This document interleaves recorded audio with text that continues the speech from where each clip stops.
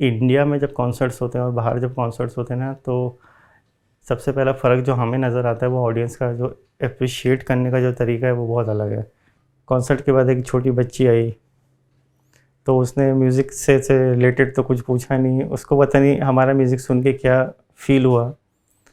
तो उसने संजीव भाई से पूछा और बोला कि do you have butterflies in India. तो आप ये नोटिस करिए कि जहाँ पे भी, जिन कंट्री में भी आप जाएंगे, वहाँ के जो मंगल वाद्य हैं वो सारे विंड इंस्ट्रूमेंट होंगे। अभी जो एक रिसेंट एक स्टूडेंट आई हमारी, शी वॉज 60।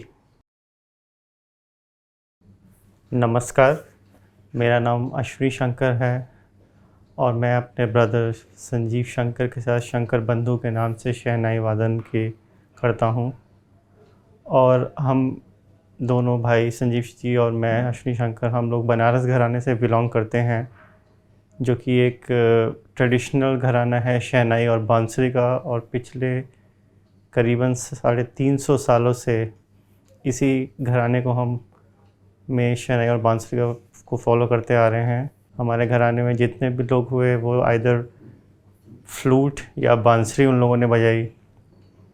और इस समय खाली हमारे घराने में हम ही दो भाई हैं, संजीव जी और मैं, जो शहनाई बजा रहे हैं। बाकी सब लोग मोस्टली फ्लूट ही बजा रहे हैं।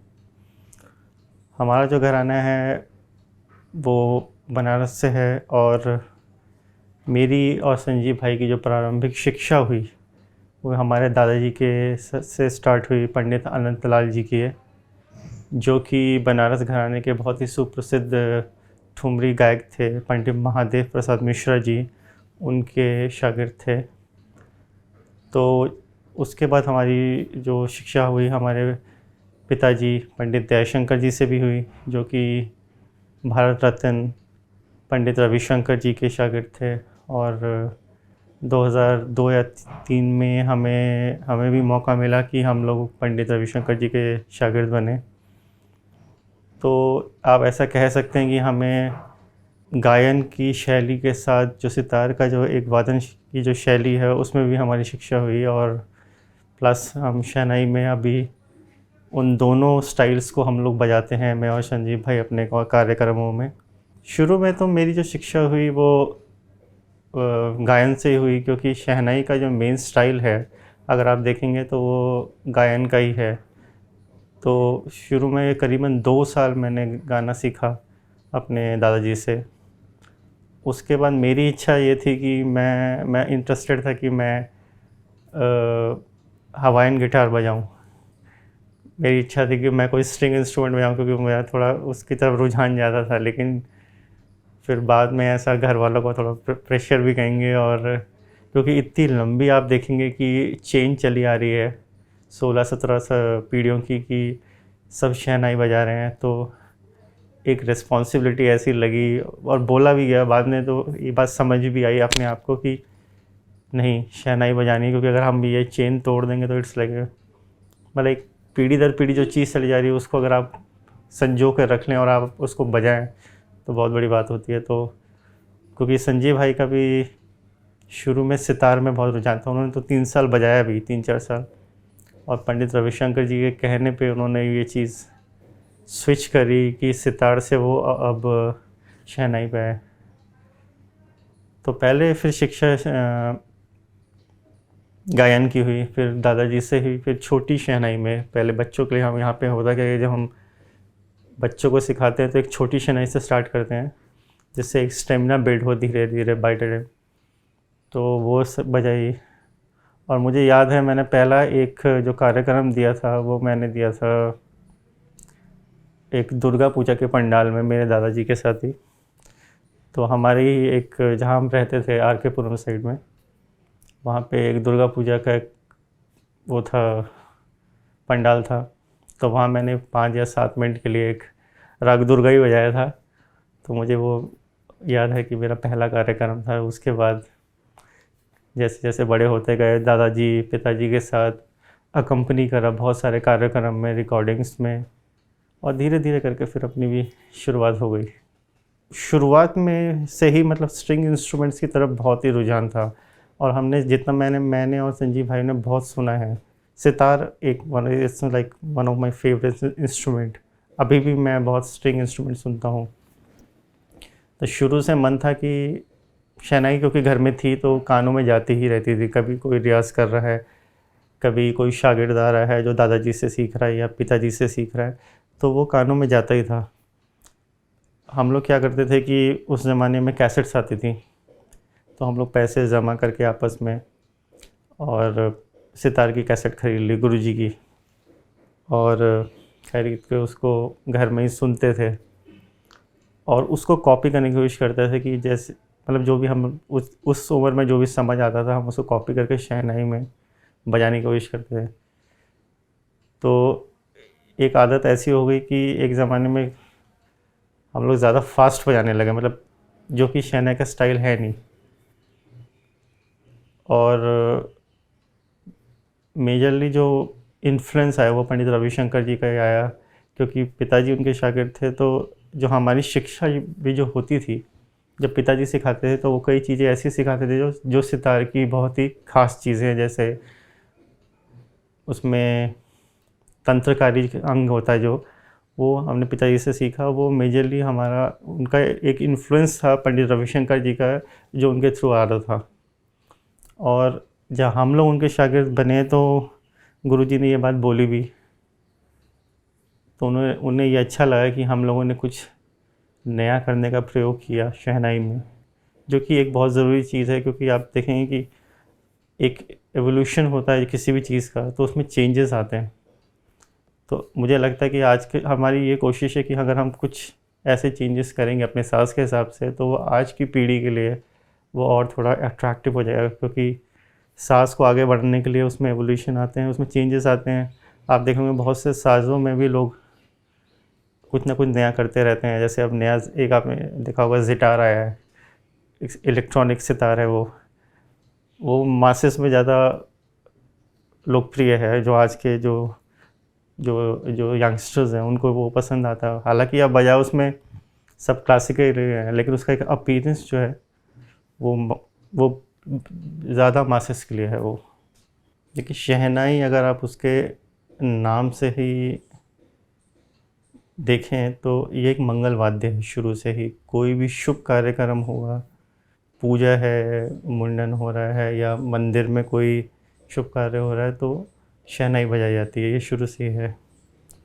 इसके पीछे का जो साइंटिफिक रीज़न है वो ये है कि एक तो ये लाउड इंस्ट्रूमेंट है, और पहले जो जो हमें लगता है, जो हमने ऑब्ज़र्व किया है, पहले ये एम्प्लीफिकेशन नहीं होता था, माइक्स नहीं होते थे, लाउड स्पीकर्स नहीं होते थे। और आपने देखा होगा कि पुराने ज़माने में जो शहनाई के लिए मंच बनाए जाते थे वो ऊपर बनाए जाते थे। मतलब एक गेट है, उसके ऊपर एक ऐसी जगह बनाई जाएगी जहाँ पे 4-5 लोग शहनाई और नक्कारा लोग, नगाड़ा लेके लोग बैठे होंगे। उससे होता ये था कि आप ये देखेंगे कि अगर 200-400 लोग बैठे हैं, शादी हो रही है या कुछ भी ऐसा हो रहा है या कुछ सांस्कृतिक कोई भी कार्यक्रम हो रहा है, तो शहनाई एक लाउड इंस्ट्रूमेंट है, उसकी आवाज़ ज़्यादा है।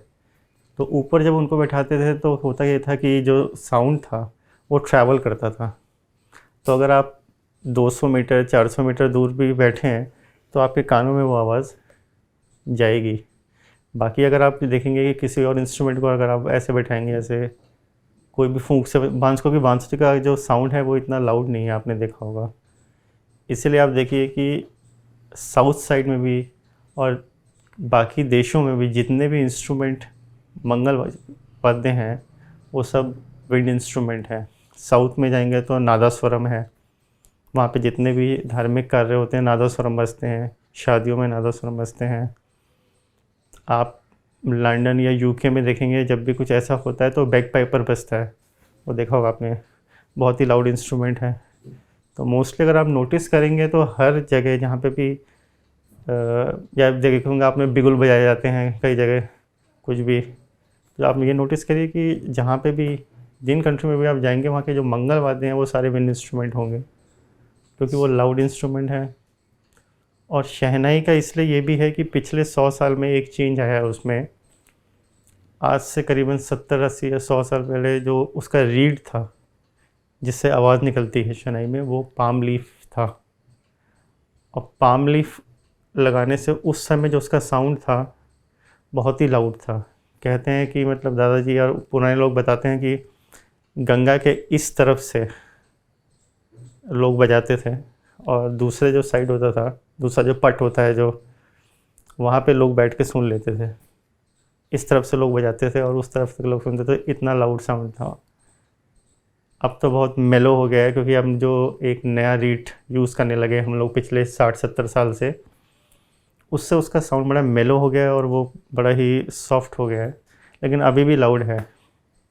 तो आपके पास वैसे रीड पड़े पुराने वाले? हाँ, रखे हुए हैं, लेकिन हम उसको यूज़ नहीं करते क्योंकि उसका साउंड जो है बहुत ही लाउड है।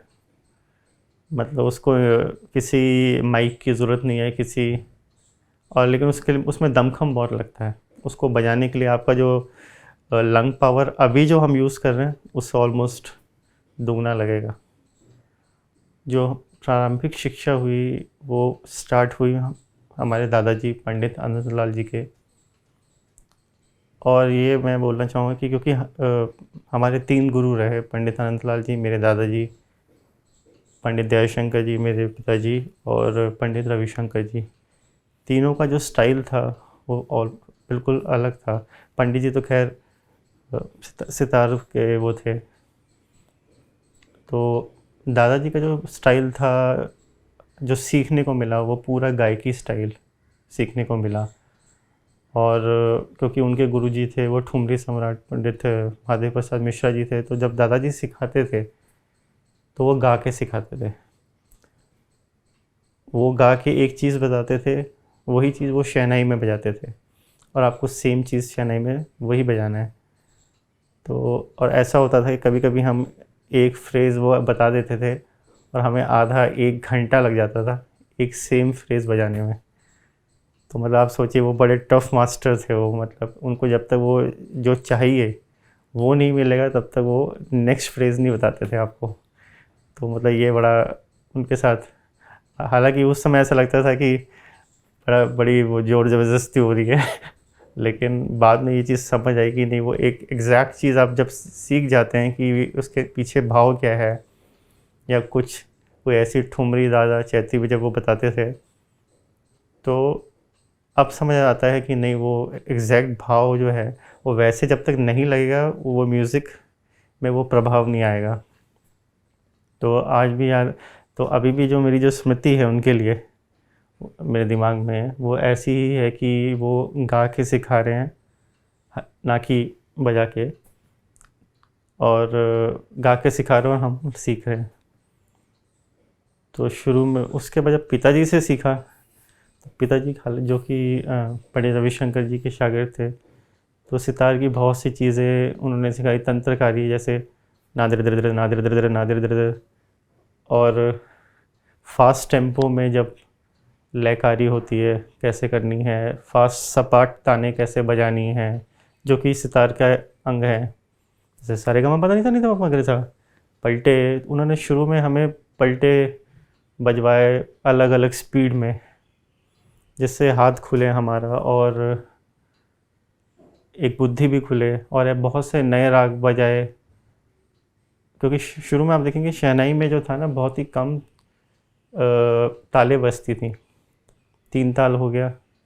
जैसे हमारे दादाजी ने स्टार्ट किया विलंबित एक ताल, विलंबित एक ताल स्टार्ट किया दादाजी ने, और जो कि गायकी अंग है पूरा। पहले होता क्या कि जब आप गायक जब गाता है तो विलंबित एक ताल में एक पूरा छोटा ख्याल, मतलब एक ख्याल वो गाते हैं, उसके बाद द्रुत में बंदिश गाते हैं 3 ताल में।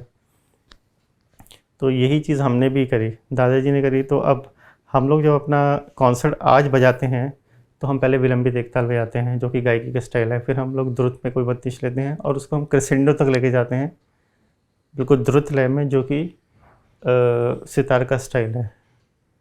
तो आज हमारे कॉन्सर्ट में हम तीनों चीज़ वो करते हैं जो हमने 3 गुरुओं से सीखी है और कोशिश करते हैं कि हम उसको इम्प्लाई वैसे कर पाएँ। उसके बाद जब हम पंडित जी के पास गए तो ऑलमोस्ट हम लोगों ने हमने मोस्टली उनसे रिकॉर्डिंग ही सुनी थी, उनकी कभी मिल नहीं पाए थे। और उनसे जाके मतलब गुरुजी के पास जाके तो अपार्ट फ्रॉम म्यूज़िक बहुत कुछ सीखा कि स्टेज अपीयरेंस कैसा होना चाहिए स्टेज पे, कि एथिक्स क्या हैं, आपको कौन ऑडियंस को देख के कौन सी चीज़ बजानी है, कौन से राग का सिलेक्शन करना है, ऑडियंस को देख के आपको कितना ड्यूरेशन का कॉन्सर्ट बजाना है। ये नहीं कि आपको आप जितना सोच के गए आपने पूरा बजा दिया। आपको ऑडियंस का मूड भी देखना पड़ेगा, आपसे पहले जो कलाकार बजा के गए हैं वो कौन सा राग बजा के गए हैं। तो आपको और उस समय क्या हो रहा है, क्योंकि हमारा तो समय प्रधान म्यूज़िक है, तो बहुत सी चीज़ें उन्होंने ऐसी बताई जो अपार्ट फ्रॉम म्यूज़िक जो आपको एक पर्सनैलिटी को डेवलप करके आपको एज ए होल, मतलब कि आपको मालूम होना चाहिए कि आपके सराउंडिंग में क्या हो रहा है। तो काफ़ी शिक्षा, अलग तरीके की शिक्षा है उनके साथ। देखिए, सीखना तो बहुत ज़रूरी है, और वो भी सामने बैठ के सीखना बहुत ज़रूरी है, क्योंकि ये जो म्यूज़िक है ये सीखने की एक इस परफॉर्मिंग आर्ट से ही है। परफॉर्मिंग आर्ट्स का मतलब कि आपको ये करके दिखाना पड़ेगा सामने, जैसे बजा के दिखाना पड़ेगा या गा के दिखाना पड़ेगा। अगर आप चित्रकारी कर रहे हैं तो आपको करके दिखानी पड़ेगी, और वो उसके जो माइन्यूट डिटेल्स हैं, अगर कोई आपको कुछ बोल रहा है या सिखा रहा है, कोई एक या तबला सिखा रहा है, सितार सिखा रहा है, तो उसमें आपको गुरु के सामने बैठ के वो चीज़ सीखनी पड़ेगी। आप पढ़ के नहीं कर सकते वो, कि अगर मैंने आपको एक तान लिख के दे दी, आप बजा देंगे उसको देख के मतलब, लेकिन उसके पीछे किस सुर पे कितना प्रेशर आना है, कौन सा सुर कम लगना है, ज़्यादा लगना है, उसमें कितना वेट आना है, वो आपको गुरु ही बता सकता है, और आपको सीखना पड़ेगा वो सामने बैठ के। तो ये तो बहुत ज़रूरी है, क्योंकि अगर आप ऑनलाइन भी सीखते हैं आजकल, तो होता क्या कि एक ऑनलाइन में ना एक लैग करता है, because of the connection lagging आती है थोड़ी। तो बहुत ज़रूरी है ये आपको गुरु के सामने सीखने के लिए। और आजकल मुझे ये लगता है कि जैसे, क्योंकि जब, अगर मैं आपको एक एग्ज़ाम्पल देता हूँ, जब गुरुजी आते थे यहाँ पे, तो हम रोज़ 9 बजे सुबह उनके घर चले जाते थे। 9 बजे से लेके 1 बजे तक क्लास होती थी, और उसमें हम लोग को कुछ रिकॉर्ड करने का अलाउड नहीं था। तो आप जितना मेमोराइज़ कर पाएँ आपको करना पड़ता था, और नेक्स्ट डे वो पूछ लेते थे कि मैंने जो कल बताया वो बजा के दिखाओ। तो आप सोचिए कि 5 घंटे की क्लास में आप कितना मेमोराइज़ कर लेंगे। उसके बाद आपको शाम को आके उस चीज़ की प्रैक्टिस करनी है, क्योंकि वो कल शायद पूछेंगे, और अगले दिन वो पूछते थे और आपको बजाना पड़ता था। तो ये चीज़ जो है ना, क्योंकि हमारा जो म्यूज़िक है, आप देखेंगे कि इट्स वो 95% जो है इम्प्रोवाइजेशन है। जब आप एक कॉन्सर्ट बजाते हैं तो आपकी बंदिश फिक्स है, आप कौन सी ताल बजाने वाले हैं वो फिक्स है, लेकिन उसमें क्या बजाने वाले हैं वो कुछ फिक्स नहीं है। वो अगर आप वो इम्प्रोवाइज़ है, तो होता ये है कि जब आप याद करके बजाते हैं, या आप जब ऐसे गुरु बताता है और आप याद करते हैं, तो आपका एक पावर बढ़ता है, आपका ग्रास्पिंग पावर बढ़ता है। दादाजी के साथ ऐसे बहुत से एक्सपीरियंसेस हैं, मतलब फ्रॉम द स्टार्टिंग, क्योंकि पहले गुरु वही थे। तो होता यह था कि हम लोग उस समय आर के पुरम में रहते थे, और जब भी मैं रियाज़ करता था या कभी, तो वो अपने रूम से सुनते रहते थे, और कभी कभी जब उन्हें अच्छा लगता था तो वो कभी बुलाया उन्होंने, और फिर आशीर्वाद दे के फिर वो जो भी उनकी जेब में है, 1 रुपये या 10 रुपये वो देते थे। और उस समय लगता था कि अच्छा चलो, हो सकता है शायद हम थोड़ा सही रियाज़ कर रहे हैं, क्योंकि तो वो चीज़ अभी भी एक दिमाग में है कि नहीं, उनका आशीर्वाद ऐसे मिलता था। तो रात को वो सुनते रहते थे, और जब उनका मूड करता था तो आके बताते भी थे बीच में कि अच्छा ये ऐसे नहीं बजाओ, ये ऐसे बजाओ। और उसके बाद जब पंडित जी के शागिर्द बने, तो 1-2 इंस्टेंस ऐसे हुए कि एक बार उन्होंने बुलाया, और उनके जो बेसमेंट है उनके घर का, वो रिकॉर्डिंग स्टूडियो था चाणक्यपुरी में। तो उन्होंने वहीं पे कुछ कंपोज़ किया, और उस समय वहाँ पे 2-3 विदेशी कलाकार भी आ रखे थे। एक सैक्सोफोन बजाते थे, एक गिटार बजाते थे। तो उन्होंने एक छोटा सा पीस कुछ बनाया, और फिर उन्होंने वो रिकॉर्ड किया। होने के बाद उन्होंने फिर बुला के बोला कि तुम्हारा जो शहनाई है ना, वो वायलिन की तरह साउंड करता है। तो मुझे समझ नहीं आया कि वो क्या बोलना चाह रहे हैं। मतलब उनका बोलने का मतलब ये था कि जो मीड आप ले रहे हो शहनाई में, वो वायलिन जैसा है, मतलब इट्स, तो कॉम्प्लीमेंट था। तो मुझे तब समझ आया कि अच्छा, कि एक वो, तो वो बड़ा अच्छा लगा कि इतने महान कलाकार ने एक कुछ मतलब गुरुजी को कुछ पसंद आया मेरा। और एक बार ऐसे हुआ कि जब मैं पहली बार अमेरिका गया तो गुरुजी से मिलने गया कॉन्सर्ट के बाद में। तो उनको कॉन्सर्ट का रिपोर्ट मिल गया था, तो गुरुजी ने बोला कि कल हमें बताया लोगों ने कि तुम अच्छा बजाए। तो मुझे समझ नहीं आया कि मैं कैसे रिएक्ट करूँ, तो मैंने बस नमस्कार किया गुरुजी को कि गुरुजी बस आप ही की ही आपका ही आशीर्वाद है। और फिर गुरुजी ने उसके बाद, क्योंकि वो एक जो कॉन्सर्ट था वो एक साउथ इंडियन म्यूजिशियंस और इंडियन म्यूजिशियन का वो था, एक कोलैबोरेशन था। तो ऐसी बहुत सी चीज़ें थी जो मेरे लिए बहुत ही नई थी, क्योंकि मैं बहुत सी चीज़ें ऐसी बजा रहा था जो कर्नाटिक थी, कर्नाटिक सिस्टम से थी। तो उनको ये अच्छा लगा और उन्होंने आशीर्वाद दिया कि you tried it and you played it. तो ये 2-3 चीज़ें हैं जो अभी भी याद हैं कि उनका इस तरह एक आशीर्वाद मिला।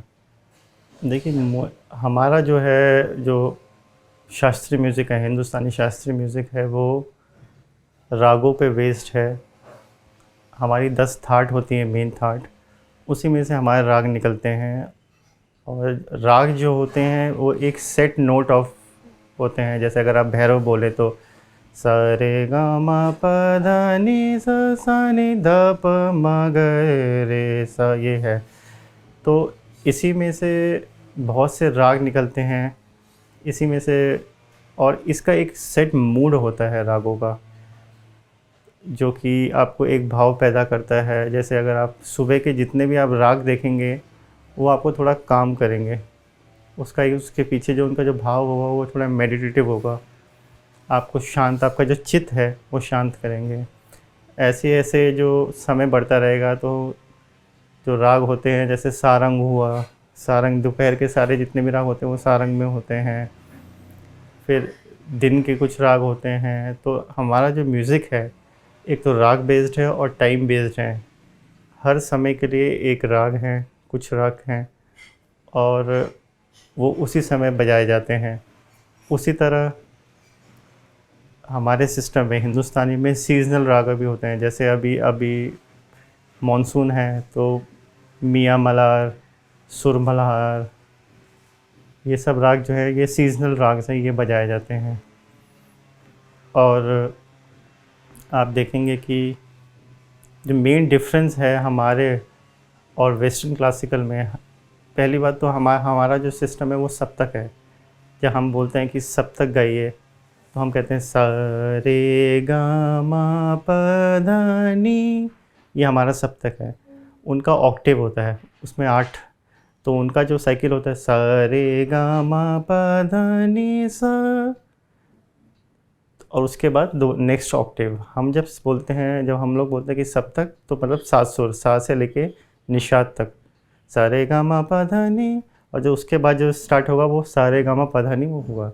तो एक ये छोटा डिफरेंस है। और जो मेजर डिफरेंस ये है कि उनका जो म्यूज़िक है वो रिटन म्यूज़िक है मोस्टली। अगर बहुत जो पुराने उनके जो भी जितने भी कंपोजर्स रहे हैं उनकी जो वो जब वो चीज़ें बजाते हैं तो वो एक नोटेशन सिस्टम में को फॉलो करते हैं। और अगर 100 लोग भी बजा रहे होंगे तो वो सेम चीज़ बजाएंगे नोटेशन पढ़ के। हमारे में ऐसा नहीं होता, हमारा इम्प्रोवाइज म्यूज़िक है। हमारा जब आपको गुरु कुछ सिखाता है, कोई बंदिश सिखाता है या कोई ताल सिखाता है, तो आपको बेसिक एक फॉर्मेट बता देगा कि ये ऐसे है, ये इसके लिरिक्स हैं। लेकिन उसके बाद जो होता है, जो इम्प्रोवाइजेशन होता है, वो डिपेंड करता है हर आर्टिस्ट का अलग अलग। मैं उस बंदिश को गाऊंगा तो जो मेरी पर्सनैलिटी या जो मेरा भाव होगा मैं उस हिसाब से गाऊंगा। तो आप ये देखेंगे कि सेम आर्टिस्ट जब एक राग गाता है, जैसे मैंने आज मालकोस गाया या बजाया, जब मैं कल सेम राग बजाऊंगा तो वो डिफरेंट होगा, वो सेम नहीं होगा।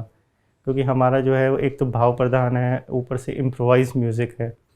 हमारी खाली बंदिश जो है वो फिक्स होती है, बाकी इम्प्रोवाइजेशन है। तो आपके मूड पे डिपेंड करता है। आज आपका जैसा मूड होगा आप उस हिसाब से उस राग को बजाएंगे, कल आपका जैसा मूड होगा आप उस हिसाब से उस राग को बजाएंगे। और ऑडियंस भी इस चीज़ को फील करेगा कि जो हम सुन रहे हैं। इसलिए आप देखिए कि एक राग जो हमारे हैं सदियों से आ रहे हैं और आज भी वो लोगों में कोई माल को लोग 50-100 साल से गा रहे हैं, भैरव गा रहे हैं, लेकिन अभी भी उसमें इतना स्कोप है कि लोग नए जो आर्टिस्ट आ रहे हैं वो भी उसी को गा रहे हैं। एक ही राग के ना बहुत सारे के अंदर ना बहुत सारे मूड होते हैं, और जब आप उस चीज़ को इम्प्लाई करते हैं, जैसे मतलब मेरे हिसाब से अगर जैसे अब जैसे जौनपुरी है राग है, जौनपुरी हो गया, अब जैसे अब भैरवी ले लीजिए आप, तो भैरवी में जो कई ऐसी ठुमरी हैं जो कि बहुत ही चंचल हैं, और कुछ ऐसी हैं जो बहुत ही जिसमें पैथोस है, मतलब जो बड़ी थोड़ी दुख से जुड़ी हुई हैं। जैसे अगर आप मैं बताता हूँ आपको, जैसे आया करो जरा कह दो सबरिया से, आया करो जरा कह दो सबरिया से। अब इसको सुन के आपको लगेगा कि ये थोड़ा हैप्पी, इसमें थोड़ा चंचलता है। और ऐसे ही इसी राग में दूसरी एक है, जैसे जननी मैं न जीऊँ बिन राम। अब ये जो बंदिश है, इसमें इसका जो मूड है वो बहुत ही दुख का है। जननी मैं न जीऊँ बिन राम, ये एक पुरानी बंदिश है। तो आप देखेंगे सेम राग है, सेम सुर है, लेकिन उसको आप कैसे यूज़ कर रहे हैं उससे उस चीज़ का मूड बदल जाता है।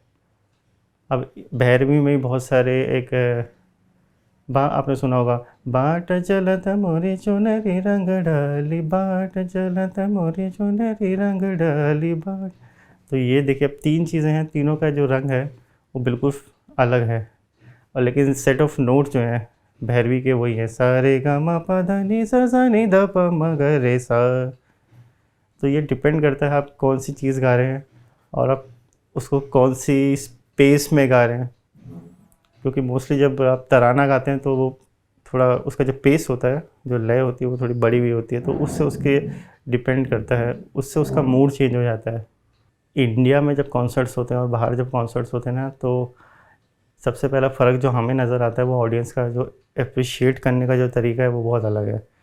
इंडिया में क्या है कि आप कहीं बजा रहे हैं और कॉन्सर्ट जमा हुआ है, मतलब आपने कुछ अच्छा आलाप किया या कोई अच्छा सुर लग गया, तो यहाँ की जो ऑडियंस है वो उसी समय दाद दे देगी कि वाह क्या बात है, या ताली बजा देगी बीच में।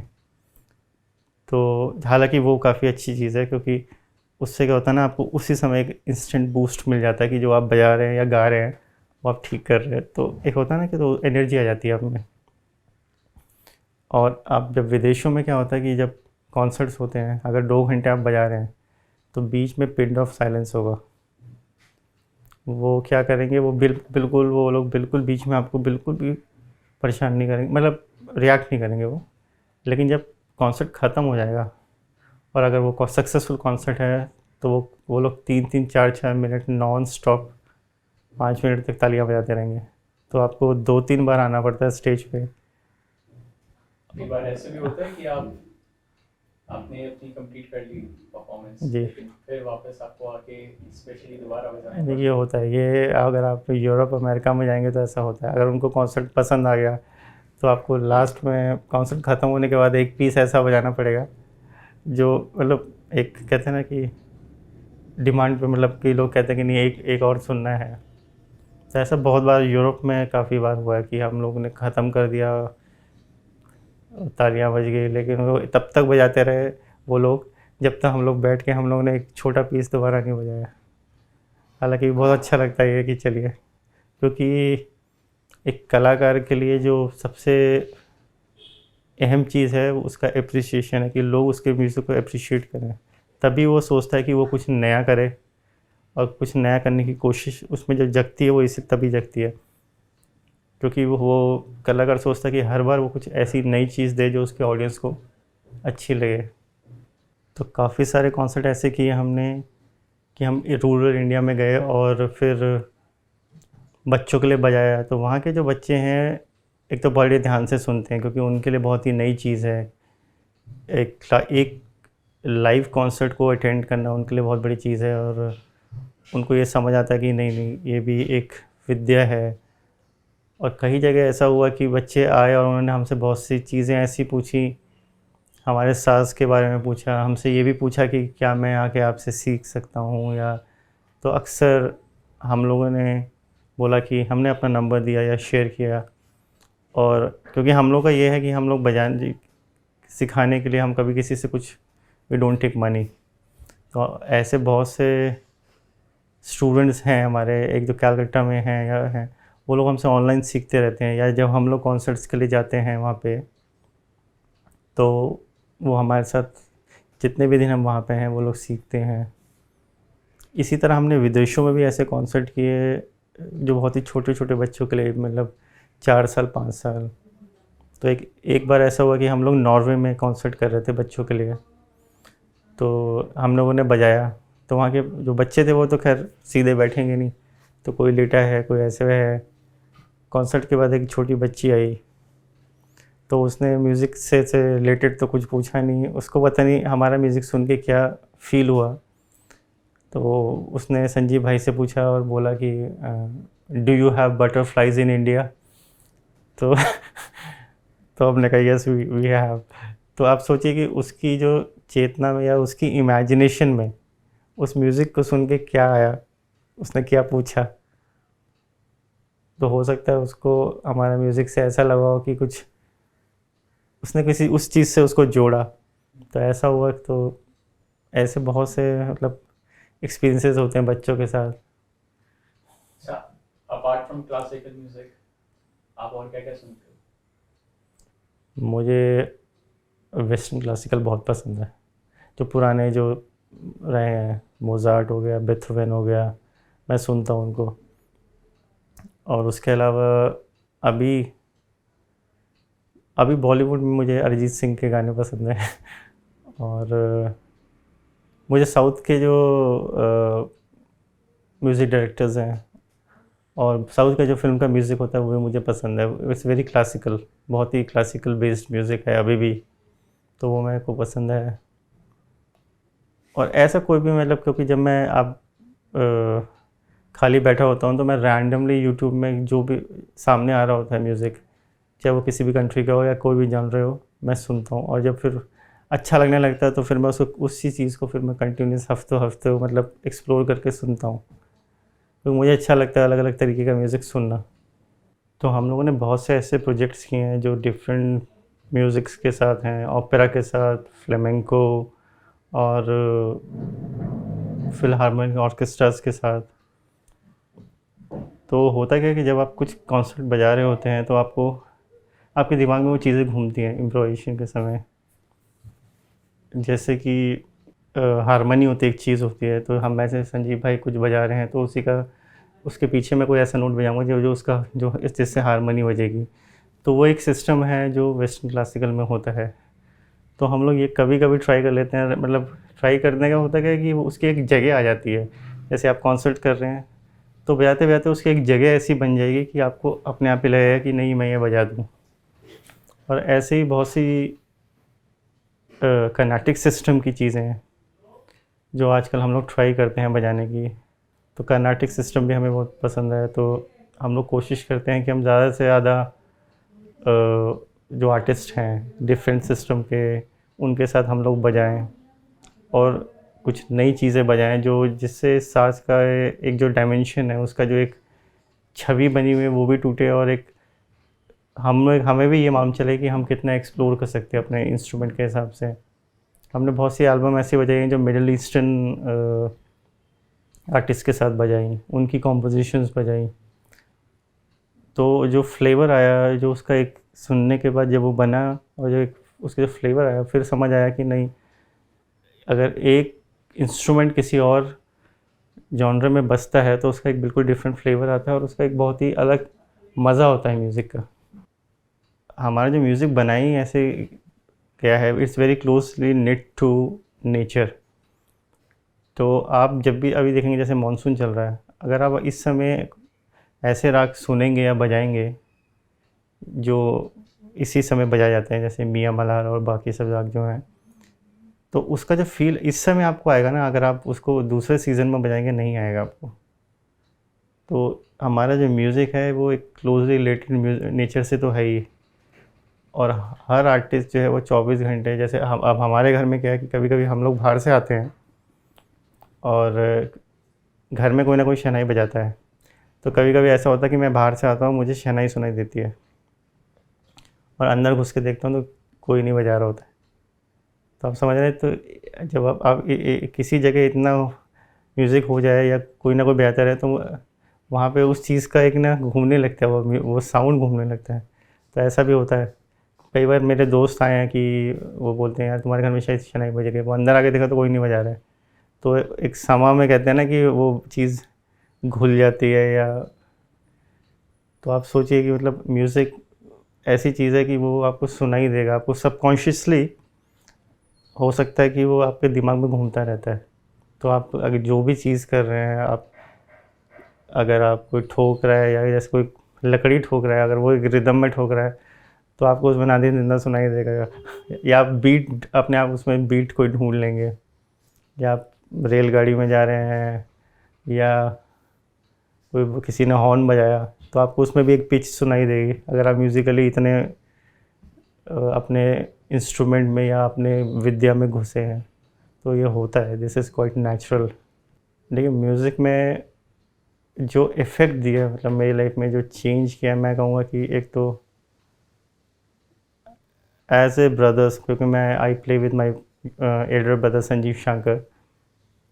हम दोनों का जो एक ट्यूनिंग रहा बचपन से, क्योंकि हम लोगों ने जब रियाज़ किया तो एक साथ बैठ के किया, और उसके बाद जब गाना बजाना भी किया, कॉन्सर्ट्स करने लग गए, तो एक ट्यूनिंग बना दी। मतलब एज ए ब्रदर एक होता है ना कि आपका एक रेपो बना दिया अपने भाई से, जो कि मुझे वैसे मतलब वो म्यूज़िक से स्टार्ट हुआ, वो एज ए ब्रदर स्टार्ट नहीं हुआ। तो आज ऐसा होता है कि कॉन्सर्ट्स में जब हम दोनों साथ बजा रहे होते हैं तो मुझे उनको देखने की ज़रूरत नहीं पड़ती है, ना उनको मुझे। तो एक जो सिंक है हमारा, वो हमारे म्यूज़िक के थ्रू ही हो जाता है, जो कि बहुत अच्छी चीज़ है। मतलब उसके लिए हमें कन्वर्सेशन करने की ज़रूरत नहीं है, मतलब कुछ बात करने की ज़रूरत नहीं है, हम लोग म्यूज़िकली वो कन्वर्सेशन कर लेते हैं। और म्यूज़िक मुझे लगता है कि स्पिरिचुअल बनाता है इंसान को, मुझे तो बनाया है। क्योंकि मैं हमेशा मतलब हम लोग बिना नहाए धोए, बिना स्नान करे अपना इंस्ट्रूमेंट नहीं छूते, कभी ऐसा नहीं हुआ आज तक की हिस्ट्री, मतलब अभी तक में, ठीक है। और पूजा करने के बाद ही आप रियाज़ पे बैठते हैं, क्योंकि हम लोग म्यूज़िक को हम अपने भगवान की तरह ही मानते हैं। तो एक वो स्पिरिचुअल कनेक्शन तो आ ही गया, ठीक है। और एज ए आपकी पर्सनैलिटी को भी वो एक कलाकार, आप देखेंगे मोस्ट ऑफ द कलाकार जो होंगे वो they will be very humble, और उनको एक बात करने का एक वो बहुत लाउडली बात नहीं कर रहे होंगे, एक मीठे तौर पे ही बात कर रहे होंगे, बिल्कुल हम्बल हो। तो म्यूज़िक जो है मुझे लगता है आपकी पर्सनैलिटी को हम्बल बना देता है, आपको स्पिरिचुअल तो बनाता ही है। और वही चीज़ जो है, जो आपकी पर्सनैलिटी है, जब आप बजाते हैं कॉन्सर्ट्स, तो वो आपके म्यूज़िक में दिखाई भी देता है, और वही कन्वे भी होता है आपकी ऑडियंसेस को। जब हम लोग रियाज़ करते थे लंबे समय के लिए, मतलब 6-6 7-7 घंटे, तो जब हम लोग जैसे हमने 4 घंटे रियाज़ करके उठे, तो मुझे 4 घंटे बाद ऐसा नहीं लगता था कि मैं बहुत थक गया हूँ। मैं बहुत ही एनर्जेटिक अपने आप को फ़ील करता था, और मेरा मूड जो था बड़ा लाइट हो जाता था। वो था ना, मतलब हैप्पी गो लकी वाला एक। तो वो चीज़ मुझे समझ आई कि ये ऐसी चीज़ है। हमारा जो इंडियन क्लासिकल म्यूज़िक है ना, वो जब आप करेंगे तो आपको काम करेगा, वो आपको बहुत ही एक स्थिर कर देगा, और बड़ा आपको मेंटली बिल्कुल एक ग्राउंडेड कर देगा। वो बड़ी, ये हमारे म्यूज़िक की एक वो है। जैसे वेस्टर्न म्यूज़िक में जो अभी है, वो आपको आप जब देखेंगे, वो आपको उसको सुनकर आपको ऐसा लगता होगा कि आपको नाचना है, एक होता है ना उत्तेजित करने वाला, वो नहीं है हमारा। हमारा जो म्यूज़िक है वो आपको बिल्कुल एनर्जी अलग तरीके की देगा, स्पिरिचुअल, और बिल्कुल जैसे आप योगा करके उठे हो, तो वो सेम है। और कभी मैं जब अपने आप में जब मैं लो फील करता हूँ, तो मैं क्या, मेरे को मालूम है कि मैं अगर रियाज़ करने बैठ गया और मैंने 2 घंटा रियाज़ कर लिया, तो वो चीज़ मेरे दिमाग से हट जाएगी और वो चीज़ मुझे इफ़ेक्ट करना बंद कर देगी। तो एक तरह की दवाई है वो जैसे आपको कुछ हुआ, आपको लगा कि मुझे पेन हो रहा है या कुछ, मैं I am not feeling well, आप दवाई लेते हैं, 2 घंटे में असर आ ही जाता है आप। तो म्यूज़िक भी वही है आपकी। लेकिन क्योंकि म्यूज़िक जो हमारा जो म्यूज़िक है, जब वो स्टार्ट होता है तो वो एक डिसिप्लिन से स्टार्ट होता है, मतलब कि आपको ये चीज़ करनी है तो ऐसे ही करनी है, उसमें कोई शॉर्ट वो नहीं है कि शॉर्ट रूट नहीं है कि आप ऐसे। हमारे पास जब स्टूडेंट्स आते हैं तो इस ये मानिए कि बहुत से, अभी जो एक रिसेंट एक स्टूडेंट आई हमारी, शी वॉज 60, वो करीबन 6 महीने रुक के गई यहाँ पे। अब एक आप सोचिए कि 60 साल का इंसान जो है, उसको इतनी लगन है तो उसको कुछ अच्छा दिखा होगा। उन्होंने क्या था, उन्होंने संजीव भाई का कॉन्सर्ट सुना था यूएस में, उन्होंने कांटेक्ट किया और इस उम्र में आके सीखा, ठीक है। और ये सीखते सीखते मतलब जब वो यहाँ पे आई तो सुबह शाम उन्होंने क्लासेस ली, अभी वो बजा भी रही है।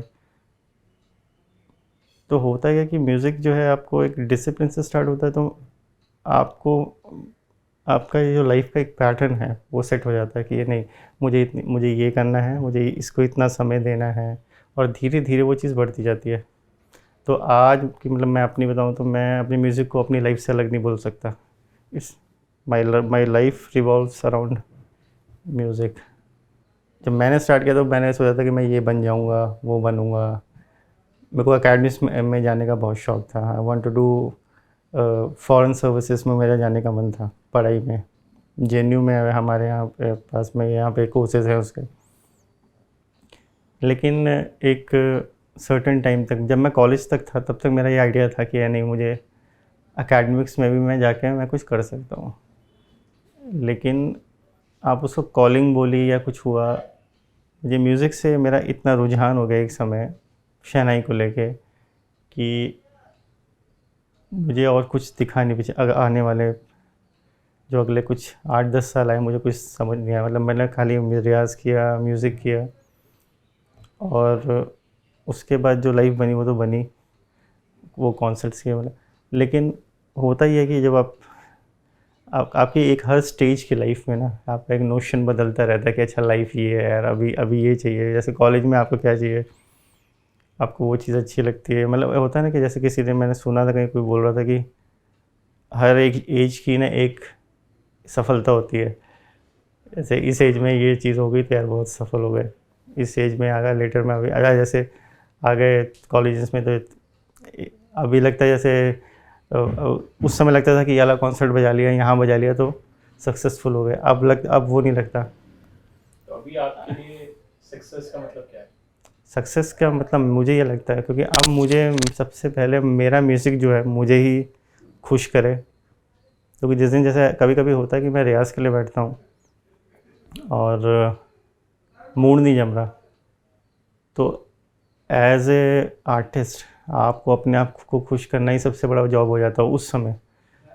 आपको लगता है कि यार मैं, मतलब आप लगे हैं 1 घंटा हो गया, 2 घंटा हो गया, लेकिन आपका मिजाज नहीं जम रहा म्यूज़िक, तो उस क्षण की जो सफलता है वही होती है कि अगर आप थोड़ी देर बाद आपका हो जाए। कॉन्सर्ट, जब हम कॉन्सर्ट्स करने बैठते हैं तो कॉन्सर्ट्स करने के समय हमारा मेन फोकस ये होता है, ये नहीं होता कि हम लोग आपस में क्या कर रहे हैं। हमारा मेन फोकस ये होता है जो सुनने आए हैं हमें, वो लोग खुश होकर जाएं। वो सफलता है उस समय की। कई बार ऐसे भी होता होगा शायद कि आपने कुछ बजाया, आप खुश नहीं हुए उस चीज़ से लेके, लेकिन ऑडियंस बहुत खुश हो गई। हाँ, वो भी होता है, क्योंकि देखिए मतलब ये तो आर्टिस्ट के लिए ये अच्छी चीज़ है कि वो कभी अपनी म्यूज़िक से खुश ना हो, नहीं तो प्रोग्रेस रुक जाएगी। नहीं तो आप जिस दिन आपने सोचा कि आप अच्छा बजा रहे हैं या अच्छा कर रहे हैं, तो स्कोप का जो वो है ना कि इम्प्रूवमेंट, मतलब स्कोप फॉर इम्प्रूवमेंट जो है वो ही ख़त्म हो जाएगा आपका। ऐसा होता है क्या, कुछ कॉन्सर्ट हम लोग ऐसे सभी बजाते हैं या हम भी बजाते हैं जो हम उस समय की ऑडियंस को देख के बजा देते हैं कि चलिए ये बजा देते हैं तो ये खुश हो जाएंगे। तो ऐसा हुआ है कई बार कि मुझे लगा कि नहीं यार, मुझे जैसे होता है कि हम कॉन्सर्ट पे जाते हैं तो कभी कभी मुझे लगता है कि बहुत लंबा आलाप करना चाहिए, विलंबित बहुत लंबा बजाना चाहिए, लेकिन आजकल ये होता है कि टाइम कंस्ट्रेंट इतना होता है कि आप वो उतना लंबा आप नहीं कर सकते। आपको 1.5 घंटा दिया गया है, आपको उसमें पूरा कॉन्सर्ट बजाना है, तो आपको वो सब चीज़ें थोड़ा करना पड़ता है ऑडियंस को देख के। बहुत सी ऐसी संस्थाएं हैं और बहुत से ऐसे पेट्रन्स हैं जिन लोगों ने म्यूज़िक को बहुत आगे बढ़ाया है और कलाकारों को बहुत सपोर्ट दिया है। आप देखेंगे कि बहुत से ऐसे म्यूज़िक फेस्टिवल हैं जो आज अपने 100 साल बना रहे हैं या 140 साल बना रहे हैं। जैसे जालंधर का है बाबा हरवल्लभ संगीत सभा है, वो ऑलमोस्ट 145 इयर्स है। अभी शायद 2 साल पहले हम लोग वहाँ पे बजाया था, कोविड के समय हम लोग गए थे वहाँ पे बजाने। और तो ये जो संस्थाएं आप देखेंगे कि इन सब संस्थाओं ने म्यूज़िक को और म्यूजिशियंस को बहुत ही आगे बढ़ाया है, और बहुत से स्कूल्स भी हैं ऐसे म्यूज़िक्स के जहाँ पे बच्चे अच्छी शिक्षा पा रहे हैं और आगे जाके म्यूज़िक को अपना करियर बना रहे हैं, क्योंकि बहुत ज़रूरी है। क्योंकि आजकल की अगर जनरेशन ये भी देखती है कि मैं जो चीज़ सीख रहा हूँ उसमें मेरा फ्यूचर क्या है, क्योंकि आप देखेंगे कि पैसा कमाना ज़रूरी है। ये बड़ी प्रैक्टिकल चीज़ है कि अगर मैं गाना बजाना सीख रहा हूँ तो मुझे आजकल के बच्चे ये भी देखेंगे कि उसमें स्कोप क्या है, मेरी अर्निंग कैसे होगी, मेरी लिविंग कैसे होने वाली है, तो ये सही है। तो ऐसे बहुत से इंस्टीट्यूट हैं जो अच्छी शिक्षा दे रहे हैं और वहाँ पे गुरु भी बहुत अच्छे हैं, और वहाँ से सीख के कुछ बच्चे जो हैं वो तो परफॉर्मिंग आर्ट्स में they become a full time musicians जो, और कुछ लोग उसमें एकेडमिक्स में भी चले जाते हैं जो स्कूल्स में या कॉलेजेस में सिखाते हैं, जो कि बहुत सी गवर्नमेंट्स ऑर्गेनाइजेशंस हैं जो स्कॉलरशिप्स दे रही हैं और फेलोशिप्स दे रही हैं और अवार्ड्स भी दे रही हैं यंगस्टर जो हैं जो अपनी फील्ड्स में अच्छा काम कर रहे हैं, बीट जो म्यूज़िक में हो, थिएटर में हो, मतलब ओवरऑल ये बहुत अच्छी चीज़ है। क्योंकि इससे होता ही क्या है कि अगर आपको एक अप्रिसिएशन मिलता है सरकार की तरफ से तो आपका एक हौसला बढ़ता है और आपको लगता है कि नहीं, मुझे अपनी फील्ड में आगे जाना है। तो ये यंगस्टर के लिए एक बहुत बड़ी मोटिवेशन वाली चीज़ है। आजकल के यंगस्टर्स को हमें पहले अपना जो म्यूज़िक है उसके बारे में थोड़ी जानकारी होनी चाहिए। ज़रूरी नहीं कि आप उसको स्टडी करें, लेकिन आप सुनिए ज़रूर उसको, क्योंकि जब तक आप उस चीज़ को सुनेंगे नहीं, आप उस चीज़ को मना नहीं कर सकते। क्योंकि आपको पहले सुन के ही उसको जज करने के लिए आपको उसको सुनना ज़रूरी है। उसके बाद आपको अच्छा लगे तो सही है, ना लगे वो, लेकिन उसके लिए आपको उसको जानना या उसको सुनना ज़रूरी है। और मुझे लगता है जब आप इंडियन क्लासिकल म्यूज़िक सुनेंगे तो आपको अच्छा ही लगेगा। क्योंकि अगर आप यहाँ पढ़ाई करते हैं, बहुत सी यंगस्टर्स, अब जब आप बाहर जाते हैं, जो मैंने एक्सपीरियंस किया है लोगों से बाहर जाके, विदेशों में जाके बात करके, अगर मैं किसी फॉरेनर से बात कर रहा हूँ या किसी विदेशी से बात कर, और अगर मुझे मेरे कल्चर के बारे में कुछ नहीं मालूम, तो मैं उससे कन्वर्सेशन करने में बड़ी मुश्किल आएगी। क्योंकि सबसे पहले जब आप बाहर जाते हैं तो आपसे पूछा क्या जाता है कि आप कहाँ के हैं। I am an Indian. तो जब तक मुझे इंडियन कल्चर के बारे में कुछ नहीं मालूम होगा, मैं क्या कन्वर्सेशन करूँगा।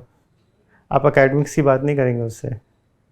इंडिया जाना ही जाता है, अभी तो खैर एकेडमिक्स के लिए भी जाना जाता है, लेकिन पुराने ज़मानों से अपने कल्चर और आर्ट्स के लिए जाना जाता है। आप देखेंगे कि बड़े बड़े म्यूजिशियंस जो हैं पुराने ज़माने के, बीटल्स हुए, और ये सब लोग जो हैं और बाकी लोग भी स्पिरिचुअल गुरुज के पास भी आए, और म्यूज़िकल गुरु जो म्यूजिशियंस थे, बड़े बड़े जो हमारे यहाँ के म्यूजिशियंस थे, उनके पास सीखने आए। तो आप ये देखिए कि इंडियन म्यूज़िक इतना रिच रहा है। जब वेस्टर्नर बात करते हैं ना अपने कल्चर की, तो वो 300 साल 400 साल बताते हैं, और जब हम लोग बात करते हैं तो हम 5000 साल बोलते हैं। हमारा जो वेद है वो 5000 साल पहले लिखे गए। तो इसका मतलब इतना रिच हमारी जो हिस्ट्री रही है, उसके बारे में आप थोड़ा बहुत जानिए। आपको देखिए होता है कि पढ़ने लिखने से, या अगर आप जानेंगे तो उससे आपकी एक पर्सनैलिटी भी डेवलप होगी। ये बहुत अच्छी चीज़ है। तो इसी तरह आप पुराना म्यूज़िक सुनिए। आप म्यूज़िकल होता कि आप म्यूज़िक सुनेंगे आपका कंसंट्रेशन बढ़ेगा। तो मैं ये कहना है कि आप पुराने गाने सुनिए, पुराना आपको इंडियन क्लासिकल नहीं सुनना है, मतलब जो बिल्कुल शास्त्रीय संगीत है, तो आप पुरानी म्यूज़िक के फ़िल्म्स के गाने सुनिए। दे वर ऑल रागा बेस्ड, तो वो सुनिए, आपको अच्छे लगेंगे, उसमें लिरिक्स है, तो आपको एक कनेक्शन लगेगा। वो गाने आज आप देखिए कि आज भी वो गाने जो लता जी और मोहम्मद रफ़ी जी और उन लोगों के जो गाने वो आज भी कंटिन्यूएशन में, जितने भी आप देखते हैं कि वो आते हैं सिंगिंग शोज़ आते हैं, उसमें वही गाने गाए जा रहे हैं आज भी, 70s 80s तक के जितने भी गाने थे पुराने ज़माने से लेके, तो वो सदाबहार हैं और वो सारे म्यूज़िकल इंडियन क्लासिकल रागास पे बेस्ड हैं। तो अगर आप वो सुनेंगे आपका एक इंटरेस्ट बनेगा और आप कहीं ना कहीं छोटे तौर पे या बड़े तौर पे अपने कल्चर से कनेक्टेड रहेंगे। आपका फ्यूचर गोल क्या है म्यूजिक को लेकर या अपनी लाइफ को लेकर? लाइफ का तो मेरे को आइडिया नहीं, लेकिन मैं अगर म्यूज़िकली बोलूँ तो मेरे को अपने सास को, मैं चाहता हूँ कि मतलब शहनाई हर जगह सुनी जाए और हर प्लेटफॉर्म पे, मतलब musically all over the world सुनी जाए, मतलब एक कॉमन नेम हो जाए। मतलब इंडिया में तो कॉमन है ही नेम, लेकिन एज एन इंस्ट्रूमेंट वो हर जगह जाना पहचाना जाए और उसको बजाने वाले, क्योंकि आप देखिए it's a very rare instrument, shehnai बजाने वाले लोग बहुत कम हैं हिंदुस्तान में। और एक समय में जब भी हमारी हिस्ट्री में 2-3 से ज़्यादा कलाकार नहीं रहे इसके, मतलब एक एरा में एक कलाकार या 2 कलाकार हैं जो काम कर रहे हैं। तो ये रेयर इंस्ट्रूमेंट है, सारंगी हो गया रेयर इंस्ट्रूमेंट है, और बट्टा वीणा वो कहते हैं वो है, रुद्र वीणा, ये सब जो है रेयर इंस्ट्रूमेंट्स हैं। तो मैं चाहता हूँ कि ज़्यादा से ज़्यादा स्टूडेंट्स शहनाई बजाएं, जिससे ये आर्ट फॉर्म ख़त्म ना हो और इंटरनेशनली इसको और रिकग्निशन मिले और ज़्यादा से ज़्यादा लोग इसको बजाएं। और मेरे को ये लगता है कि जो हमारे, अगर वो तो खैर कि क्योंकि ये इतनी हमारी पुरानी वो चली आ रही है परंपरा, तो मैं सोचता हूँ कि ये बट जब तक चले तो I will be very happy. आप कभी कोई इंस्टीट्यूट खोलना चाहेंगे? इंस्टीट्यूट खोलना चाहेंगे, मैं बिल्कुल खोलना चाहूँगा जहाँ पे खाली शहनाई सिखाई जाए और जहाँ पे बच्चे आए, चाहे वो दूर से हिंदुस्तान से आए या बाहर से आए, और शहनाई सीखें। ये तो है ये एक फ्यूचर आइडिया है कि ऐसा होना चाहिए, क्योंकि ऐसा अभी तक नहीं हुआ है। क्योंकि जितने भी लोग आ रहे हैं सीखने, वो स्पेशली सीधा हम लोगों से कांटेक्ट करते हैं और सीखते हैं। तो अगर ऐसी कोई ऑर्गेनाइजेशन बनेगी या कोई ऐसा कुछ बनेगा जो ग्लोबली लोगों को इट वो एक्सेसिबल होगा, तो बहुत अच्छा होगा। मुझे लगता है कि मुझे और रियाज़ करना चाहिए था क्योंकि ऐसा होता है कि ना कि एक समय के, मतलब एज के हिसाब से, मतलब आप उस समय उतना टाइम नहीं दे पाते हैं। तो आज ये लगता है कि नहीं यार, उस समय और रियाज़ कर लिया होता या उस समय वहाँ पे टाइम वेस्ट नहीं किया होता, तो अभी अभी और अच्छा होता। तो मुझे लगता है कि जो मैंने थोड़ा बहुत टाइम वेस्ट किया अपनी लाइफ में, अगर मैं थोड़ा और अच्छा और रियाज़ कर रहा होता या और फोकस्ड होता उस समय अपने कॉलेज टाइम में या अपने टीन ईयर्स में, तो बेहतर होता जब पास आउट हो गए तो उसके बाद एक बार फेस्ट हुआ, तब बजाने गए थे। तब टीचर्स को समझ आया कि अच्छा ये करता है या, क्योंकि स्कूल टाइम पे भी मुझे याद है कि उस समय तो हम काफ़ी छोटे थे, तो पिताजी और दादाजी के साथ रिकॉर्डिंग्स में जाते थे, जैसे दूरदर्शन की रिकॉर्डिंग्स होती हैं और रेडियो रिकॉर्डिंग। तो जो हमारी डायरी का जो पोर्शन, वो लास्ट पेज होता है ना जिसमें आप लिखते हैं रिमार्क्स की छुट्टी क्यों चाहिए, या तो उसमें हमेशा यही लिखा होता था कि have to go to a recording. तो यही था उसमें। तो हमारे स्कूल में ये मालूम था कि ये म्यूज़िकल फैमिलीज़ हैं, तो हमें छुट्टी बड़ी आसानी से मिल जाती थी। तो क्योंकि होता ये था कि अब अकम्पनी कर रहे हैं ग्रैंडफादर को या फादर को, तो एक शिक्षा चलती रहती थी उससे कि स्टेज पे कैसे क्या होना चाहिए, कैसे बजाते हैं। तो ये था आइडिया टीचर्स हमेशा खुश रहते थे आपसे या? कुछ कुछ टीचर नाराज़ भी रहते थे, उनको लगता था कि भी पढ़ाई पे ज़्यादा फोकस होना चाहिए।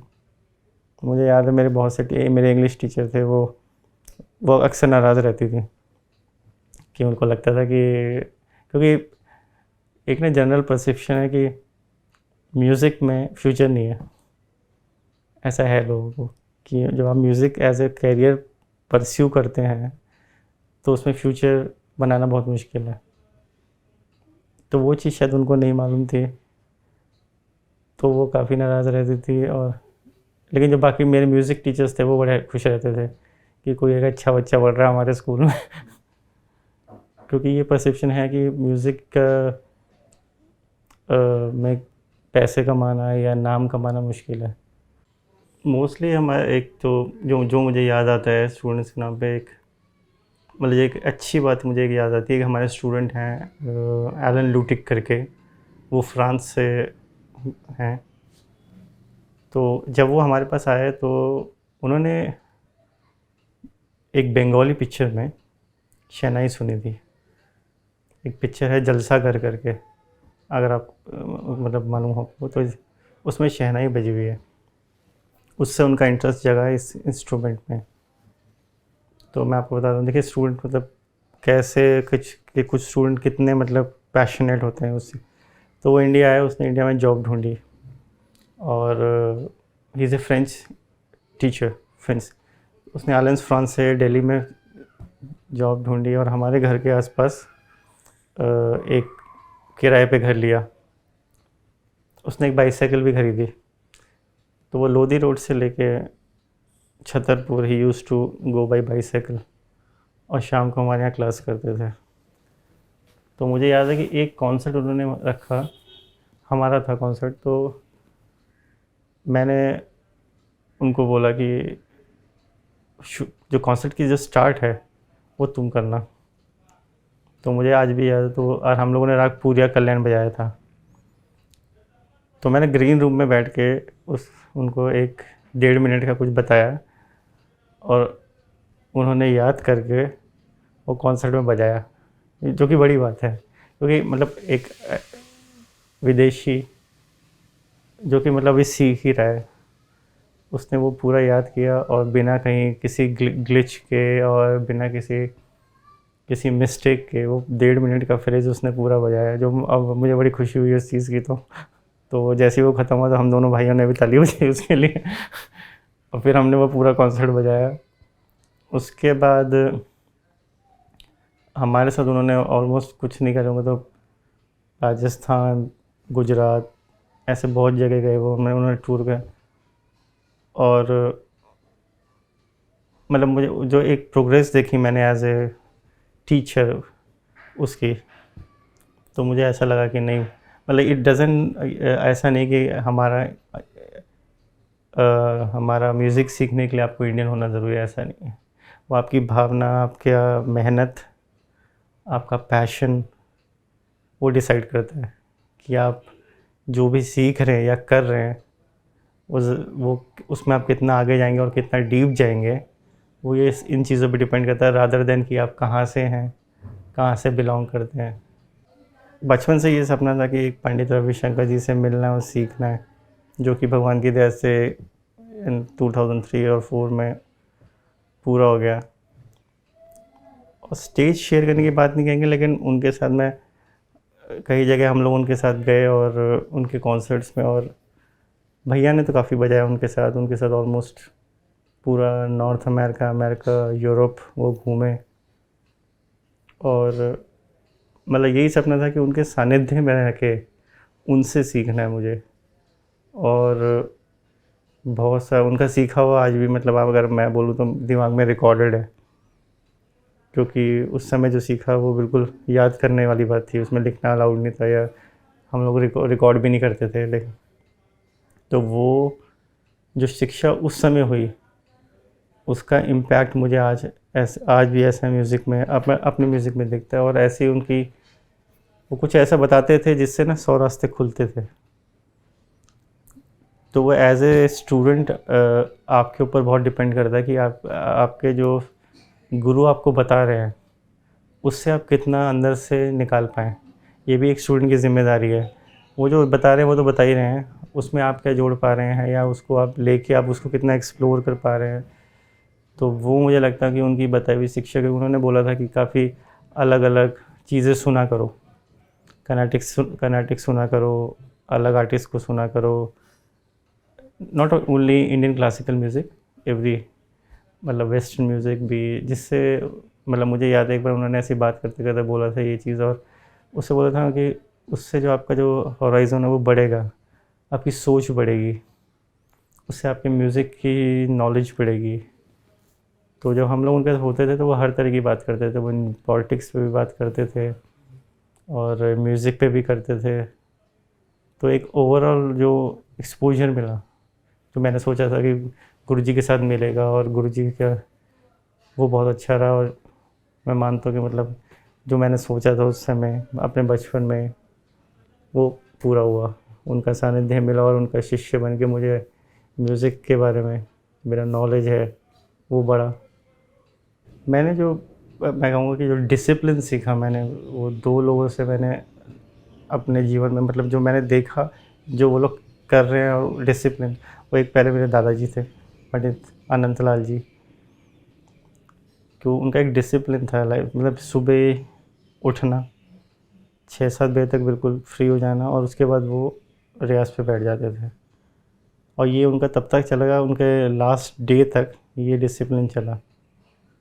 और उसमें क्या कोई कौन क्या कर रहा है क्या नहीं कर रहा है उससे उनका कोई मतलब नहीं था, वो अब ये चीज़ बिल्कुल करते थे। तो ये डिसिप्लिन होता है ना लाइफ में, और यही चीज़ मैंने गुरुजी में भी देखी जितना भी मैं साथ रहा।